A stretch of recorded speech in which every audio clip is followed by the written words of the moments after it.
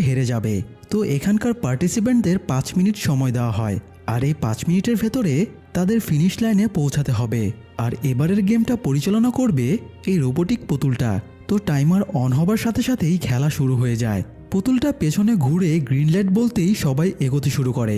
কয়েক সেকেন্ড পরে হঠাৎ পুতুলটা রেড লাইট বলে উঠে পার্টিসিপেন্টদের দিকে ঘুরে তাকায়। এ সময় একজন পার্টিসিপেন্ট নড়াচড়া ছিল, তাই পুতুলটার চোখে থাকা মোশন ডিটেক্টর সেটাকে ডিটেক্ট করে নেয় এবং একটা গুলির আওয়াজ শোনা যায়। মুহূর্তে সেই ছেলেটা মাটিতে লুটিয়ে পড়ে। এটা দেখে অনেকেই পালাতে শুরু করে, আর তখনই তাদের উপরে অনর্গল গুলি চলতে শুরু হয় এবং তারা মারা যায়।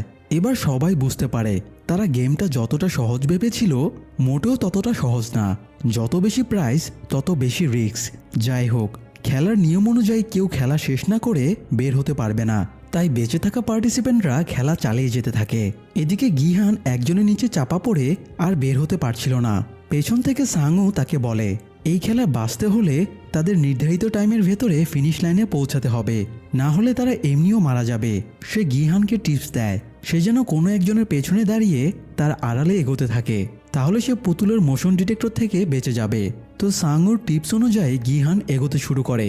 ফিনিশ লাইনে পৌঁছানোর আগে আরও অনেকেই মারা যায়। গিহান প্রায় ফিনিশ লাইনে পৌঁছে গিয়েছিল, কিন্তু একটা লাশের হাতের ওপরে পা পড়ায় সে স্লিপ খেয়ে পড়ে যাচ্ছিল।